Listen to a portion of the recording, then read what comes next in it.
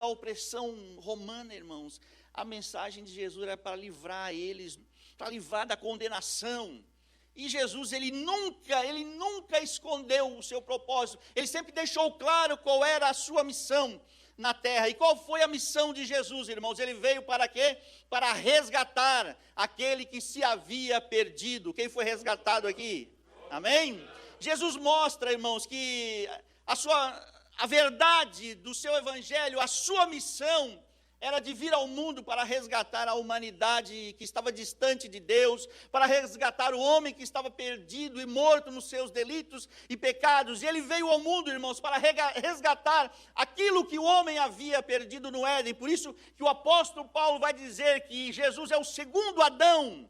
Ele veio, nosso Cristo veio para nos resgatar. Amém? Ele veio, irmãos, para resolver, ele veio para solucionar de uma vez por todas o problema do pecado. Ele veio para pagar a dívida, para quitar o débito que havia contra nós, a cédula que nos acusava do nosso pecado. Ele cravou ela na cruz, dizendo para nós, para mim, para você essa noite, que se você se arrepender dos seus pecados, os seus pecados são todos perdoados. E ele crava na cruz do Calvário para dizer para você que você nele tem a garantia da vida eterna. Amém, irmãos? Jesus, ele prega a mensagem do arrependimento e do amor, que pelos judeus não é bem vista. Jesus não é bem aceito pelos judeus. E por que Jesus não é tudo aquilo que eles esperavam? Por quê? Porque eles esperavam um Messias, irmãos. Um Messias que fosse um guerreiro. Israel, os judeus, os religiosos, a nação esperava um Messias que ele fosse um guerreiro. E quando aparecesse o Messias ia ser um guerreiro como Davi, que enfrentava os soldados e matava ao fio da espada. Eles queriam um Messias que fosse como Davi, que não tinha medo, que era um homem destro, um homem preparado para a guerra. Aí aparece Jesus pregando a mensagem do amor. Irmãos, pensa naquela turma, eles ficaram revoltados. Eles não, esse não é o nosso Messias. O nosso Messias, ele tem que ser como Sansão, forte, que quando estava em Gaza, ele pegou os portões de Gaza, arrancou e saiu com os portões de Gaza, que era ferro puro, nos ombros, e subiu um monte e se foi.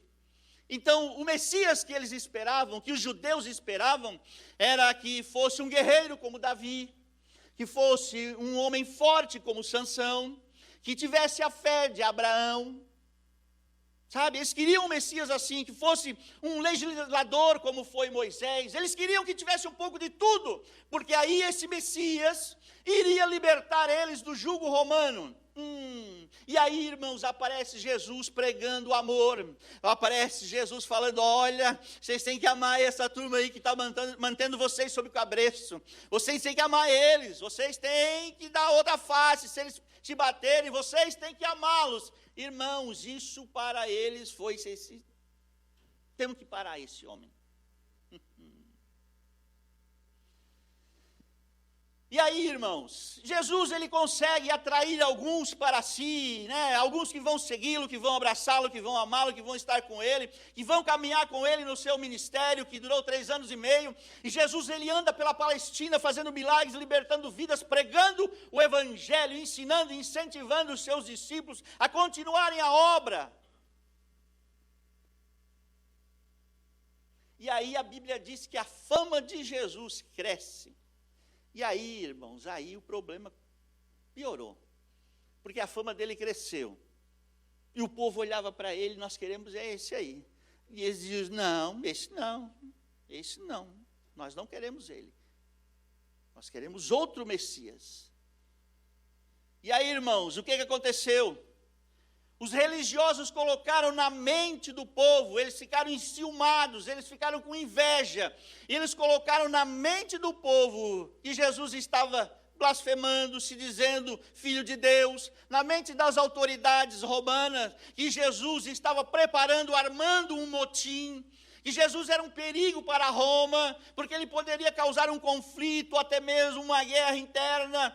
E agora os religiosos, eles começam a perseguir Jesus, incitando o povo contra Jesus, acusando Jesus de blasfêmia. E o que é que eles queriam com isso? Eles queriam exterminar, eles queriam tirar Jesus de cena. E aí você sabe o que aconteceu, tudo o que aconteceu, nós conhecemos muito bem. Até o processo da crucificação, Jesus sofreu, foi perseguido. Mas eu quero trazer para nós aqui algo que foi no dia da Páscoa. Jesus, ele estava celebrando a Páscoa com os seus discípulos. E Jesus ali, ele fala, olha, um de vós irá me trair. E ele diz que o Filho do Homem vai ser entregue nas mãos de pecadores, ele irá padecer, ele irá morrer. E eles ficam atônitos com aquelas palavras de Jesus. E ali na Páscoa, Jesus institui a ceia do Senhor. E agora ele parte o pão e dá aos discípulos. Mas os discípulos não entendem, irmãos, o que é aquele ato, o que representava aquele pão. Os discípulos não estão entendendo que aquele pão que foi partido pelas mãos de Jesus era um significado do corpo dele que seria ferido, chagado na cruz do Calvário pelo chicote de seus algozes. Os discípulos não entendiam, eles não estavam preparados para tudo isso. Que o cálice que Jesus serviu aos discípulos era o quê? Um símbolo do seu sangue que seria derramado na cruz do Calvário. Os discípulos não entendiam isso. Eles não entendiam que era necessário que ele desse a sua vida, que ele derramasse o seu sangue, que ele iria beber o cálice da ira de Deus, assumindo o pecado de toda a humanidade. Eles não entenderam isso. E tudo isso era para o bem deles, para que eles fossem salvos, para que eles tivessem as suas vidas transformadas de uma vez por todas, e para que eu e você estivesse hoje aqui na casa de Deus com a nossa consciência sã, tranquila, porque sabemos que os nossos pecados Ele perdoou, e que não há nada que possa nos acusar. Se estamos com Deus, se estamos na presença dEle, não há nada que nos acuse. 2 Coríntios 5, 21, coloca para mim aí.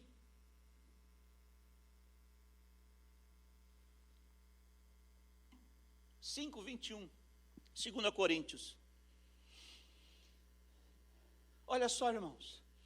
Aquele que não conheceu o pecado, ele o fez pecado por nós, para que nele fôssemos feitos o quê? Justiça de Deus. Ele se fez pecado, irmãos, para que os nossos pecados fossem perdoados, para que nós nos tornássemos justos diante de Deus. O Filho de Deus se fez filho dos homens, para que os filhos dos homens se tornassem filhos de Deus. Os discípulos não entendem. A princípio, eles não entendem o que Jesus está falando. Eles não conseguem entender porque é um libertador. Ele tem que morrer primeiro para libertar o povo. Eles não entendem. Primeiro ele vai ter que entregar a sua vida, vai ter que se doar.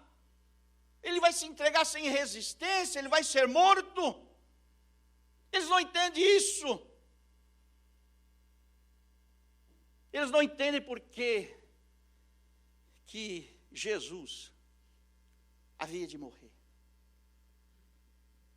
E apesar, irmãos, de Jesus ter falado tantas vezes, Jesus nunca ocultou, Jesus nunca escondeu nada deles. Jesus sempre falou, Jesus sempre disse.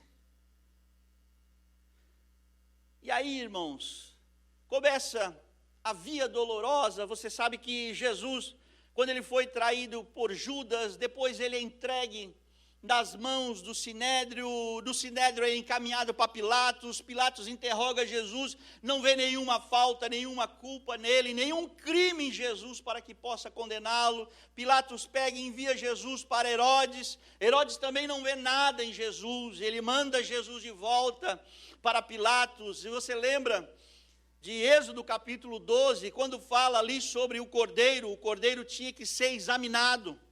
O cordeiro não podia ter nenhum defeito, nenhuma mancha, nenhum problema físico. O cordeiro que foi oferecido na Páscoa, lá com Moisés, lá em Êxodo, capítulo 12, ele tinha que ser perfeito.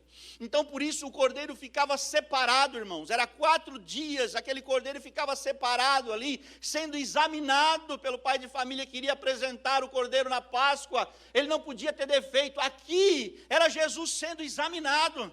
Jesus foi examinado por Pilatos, por Herodes, pelos religiosos, e não acharam defeito, não acharam culpa, não acharam nada de errado na vida de Jesus. Não havia nada que dissesse assim: olha, nós acusamos ele por causa disso. Não, ele foi o Cordeiro Santo, aleluia, por isso ele foi oferecido como sacrifício.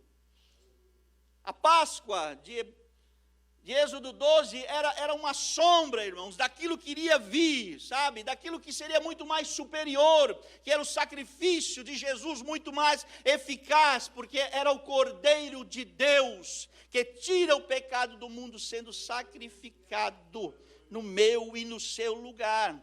E agora, Herodes manda Jesus de volta para Pilatos. Pilatos olha e não vê nada. E aí Pilatos, ele vê em Jesus o quê? Ele vê inocência em Jesus. E aí ele tenta barganhar. Ele vê a pressão da multidão, que era muito grande. E pela ocasião da festa, da Páscoa, ele tem um trunfo na mão, porque ele vê inocência em Jesus e ele pega aquilo que eles têm na mão, que era um ritual judaico, uma lei judaica. Pilatos usa isso e diz assim: olha, por ocasião da festa, um dos prisioneiros tem que ser o quê? Liberto. A intenção de Pilatos era fazer com que Jesus fosse liberto. Só que não é, irmãos, por intenção humana, não é por omissão de Pilatos, e não é pela maldade da multidão, mas é pela vontade do Pai, que tudo vai conspirar para que Cristo não seja liberto. Aleluia. Eu amo o texto que o apóstolo Pedro fala em Atos capítulo 2, versículo 23. Ele diz assim: este que vos foi entregue pelo determinado conselho e presciência de Deus, prendestes, crucificastes e matastes pela mão de injustos. Então, irmãos, Pilatos olha para esta lei dos judeus e ele tenta ali fazer algo, mas Deus já havia determinado que o Cordeiro de Deus havia de ser sacrificado para trazer para nós eterna redenção. Amém? E diante, irmãos, do pedido, Pilatos apresenta Jesus e apresenta um salteador, um bandido chamado Barrabás. E Pilatos, achando que ia convencer a multidão. Irmãos, é uma coisa terrível quando o povo coloca algo na sua mente, e eles estavam totalmente inflamados contra Cristo, por causa de uma inverdade, por causa de uma mentira que os religiosos levantaram contra Jesus. E aí, quando Pilatos fala: olha, nós temos aqui Jesus o Cristo, mas nós aqui também temos Barrabás, quem é que vocês escolhem? Irmãos, isso é triste, mostra o poder do pecado na vida do ser humano. Eles foram alimentados por Jesus, eles comeram, eles foram curados por Jesus, e agora eles estão diante de uma escolha: ou Cristo Jesus ou Barrabás, e eles escolhem Barrabás, escolhem um salteador, escolhem um malfeitor, escolhem um bandido. E aí Pilatos olha para eles e faz a pergunta: e o que eu faço com Jesus chamado Cristo? E em uma só voz, irmãos, o povo gritou: crucifica-o, crucifica-o. Que coisa triste. Que coisa triste. E aí, Barrabás, você sabe a história. Pilatos, desculpe, você sabe a história. Barrabás é solto, Jesus, agora ele é açoitado, ele é entregue para ser crucificado, ele é chicoteado, ele é ferido, colocam uma coroa de espinho na sua cabeça, humilham Jesus, cuspiram na sua face. Ele carrega o patíbulo da cruz em direção ao Monte Gólgota, e com seu corpo ferido pelos açoites, lá no Gólgota, irmãos, ele está sendo crucificado no meio de dois ladrões. Ali estão crucificando o Senhor Jesus com a coroa de espinho na sua cabeça, e colocaram sobre a sua cabeça uma frase: este é o Rei dos Judeus. E quem olhava, irmãos, para Jesus, não podia crer que aquele que estava sendo humilhado, pregado na cruz, sendo envergonhado por seus inimigos, poderia ser um rei. Agora Jesus está agonizando na cruz, seus discípulos abandonaram, Pedro já havia o negado, as mulheres estão chorando, e dos discípulos só João está com Jesus na crucificação. Mas mesmo diante daquele sofrimento, daquela dor, Jesus olha para a multidão e diz: Pai, perdoa-lhes, porque eles não sabem o que fazem. Você já pensou, irmãos, que coisa mais linda? Diante de toda aquela rejeição, diante daquela dor, diante daquela humilhação, o Filho de Deus ora ao Pai e diz: Pai, perdoa-lhes, porque eles não sabem o que fazem. E às 15:00 o Senhor fala: Pai, em tuas mãos entrego o meu espírito, e dá um brado e diz: está consumado. E agora, irmãos, a gente entende que realmente Jesus não veio para fazer guerra contra Roma. Ele não veio para fazer uma revolução, e sim ele veio com um propósito: de morrer na cruz do Calvário, de derramar o seu sangue para que eu e você, através do sangue dele, fôssemos o quê? Perdoados, para fazer de nós o quê, irmãos? A Bíblia diz que nós somos povo seu, um povo especial, zeloso e de boas obras. Ele esvaziou-se de si mesmo, como foi lido aqui pelo Paulo, para ir até a cruz e morrer no meu e no seu lugar. Amém, irmãos? Você está escutando, está entendendo? Que o Filho de Deus morreu no meu e no seu lugar, no nosso lugar, irmãos. E quando ele dá o brado, ele não está dizendo, que ele é um coitado, não. Quando ele dá o brado, está consumado. Ele está dizendo que a obra de Deus em favor da humanidade foi concluída, que não precisa mais de sacrifício, porque o Filho de Deus já se fez sacrifício por nós, para perdoar os nossos pecados. Ninguém pôde deter, o diabo não pôde deter, o inferno não pôde deter, nem a morte pôde deter a Jesus, porque a Bíblia diz que ele se entregou a si mesmo. João 10:17 diz que ele deu a sua vida, e que ele mesmo deu a sua vida e tem poder para tomá-la de volta. E agora, irmãos, com a morte de Jesus, os discípulos estão sem esperança. Você sabia que às vezes tem crente que perde a esperança? Parece que está servindo um Cristo morto. Você já viu que às vezes, por causa da luta, do problema, da aflição, da dificuldade, parece que os crentes estão olhando para o seu Deus e dizendo assim: o Senhor não pode, o Senhor não tem poder. Os discípulos estavam se sentindo assim, sem esperança. A nossa esperança morreu na sexta-feira. Nós não podemos fazer mais nada. Aquele que nós confiávamos nele, ele nos deixou, nos abandonou. O que nós vamos fazer? Parece que tudo aquilo que eles viveram durante aqueles dias com Jesus, parece que todo aquele poder que eles viram que saía de Jesus, emanava da presença de Jesus, ele acabou-se. Aleluia, eles estavam agora abandonados, sozinhos, e ninguém poderia fazer mais nada por eles. Mas esse era a sexta-feira. A sexta-feira é assim, querido, a sexta-feira é terrível, ela é cinzenta, ela é obscura.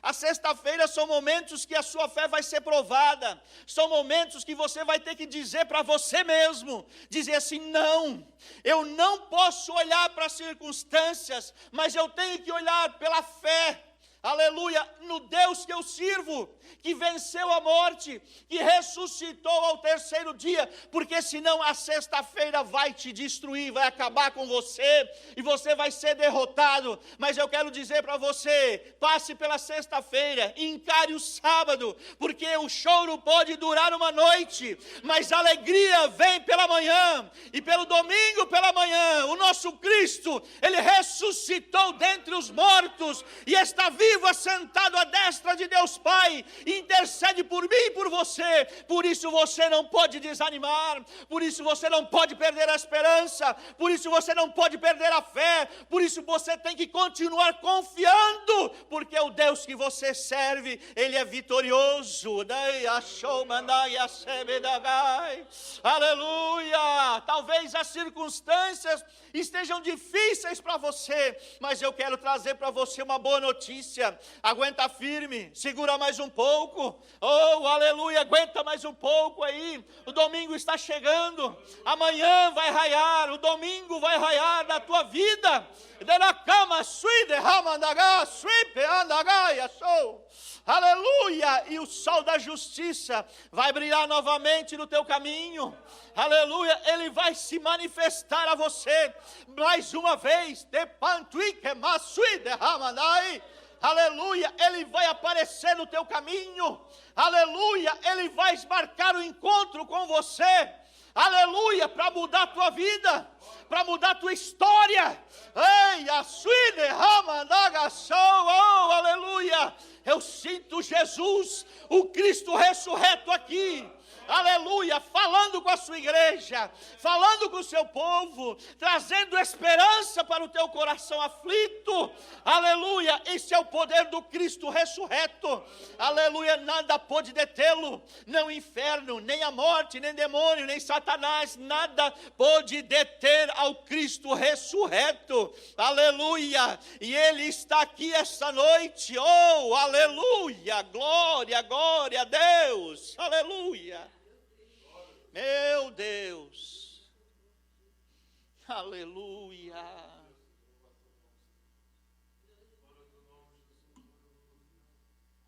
os discípulos não estavam entendendo o que Deus estava fazendo, e tampouco o que Deus iria fazer. Talvez você não esteja entendendo o que está acontecendo com a tua vida, por que Deus está permitindo tudo isso, porque você está passando por tanta aflição, tanto sofrimento, aleluia, mas a palavra de Deus para você aqui essa noite é: continue confiando, continue esperando, aleluia, que as coisas vão mudar, Ele vai se manifestar, aleluia, Ele vai se manifestar ao teu favor.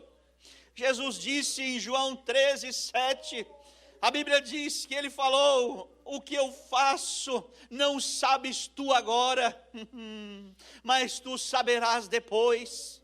Você não sabe o que Deus está fazendo, você não entende os caminhos de Deus, você não entende como o Senhor trabalha, você não entende como Deus age, não procure entender porque você está falando sobre Deus, querido. Você está falando sobre Deus. Quem é você para entender ao Senhor? Não tem como. Deus não se entende, se confie, porque Ele é muito grande, irmãos. Por mais que você conheça a palavra de Deus, por mais que você seja um estudioso, um teólogo, você nunca vai conhecer como Deus é, a grandeza, o poder, o governo, o domínio que Ele tem. Aleluia, você está falando sobre Deus, querido, e você não entende como Ele faz, como Ele age, como Ele trabalha. Então o conselho que eu dou para você aqui esta noite: somente confie no Senhor, espere nele, aleluia, Ele sabe o que está fazendo. Ele tem a tua vida no controle da palma das mãos dele, aleluia. O Senhor não perdeu o controle da tua vida, aleluia, você está no controle das mãos do Senhor, aleluia. Ei, aleluia! Mas os discípulos não lembravam da palavra que Jesus havia dito. E o Filho do Homem iria morrer, mas ao terceiro dia iria ressuscitar. E a gente às vezes parece que sofre de amnésia, parece que nós sofremos de amnésia em relação às coisas de Deus, em relação às coisas espirituais, em relação às promessas do Senhor. Deus não se esquece, esquece é você. Aleluia, Ele não sofre de amnésia. O teu Deus não esquece, aleluia, aquilo que Ele te prometeu, aquilo que você viveu com Ele até hoje, vai continuar, não vai acabar não. Os milagres que você já vivenciou, os milagres que você já viveu não vai acabar, vai continuar. Aleluia, porque Ele vai se manifestar, porque Ele vai aparecer no teu caminho. Aleluia, oh glória.